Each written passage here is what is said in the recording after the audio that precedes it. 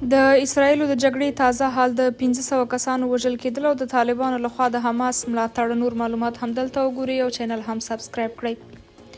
اسرایل وایي چې د دوی پر خاوره د فلسطیني وسلوالو په بریدونو کې لږ تر لږه 250 اسرایلیان وژل شوي او تر 1000 زیات نور ټپیان دي.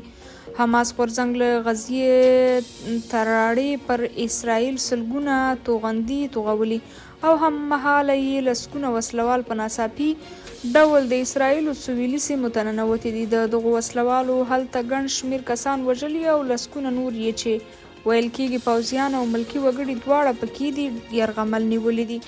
د اسرایلي ځواکونو په ځواب کې پر غزې تراړې درانه هوایي ګزارونه کړي چې د فلسطیني چارواکو په وینا تر 230 کسان پکې وژل شوي. حماس وسلواله ډله وایي پر اسرایلو برید کې ګڼ شمېر اسرایلي سرتیري نیولي دي چې ځینې لوړپوړي افسران هم پکې دي.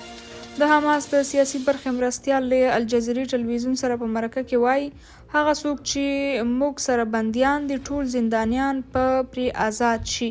ښایي د هغې اشاره به هغو فلسطینیانو ته وي چې اسرایلو سره بندیان دي. اسرایلو منلي چې د دفاع ځواک یو مهم جنرال یې هم یرغمل شوی دی.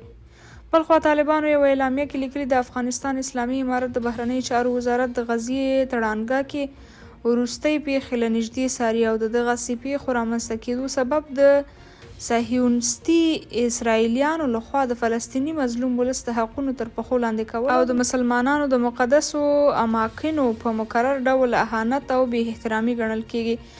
اسلامي امارت د فلسطین د خلکو د ازادۍ او د خپلو مقدساتو څخه هر ډول دفاع او مقاومت د دوی مشروع حق بولي.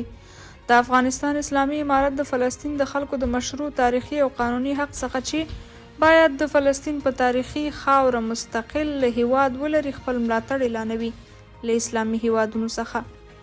درنو اوریدونکو تاسو هم خپل نظریات را سره په همدې اړه کمنټونو کې ولیکئ او د نورو معلوماتو لپاره چینل هم سبسکرایب کړئ.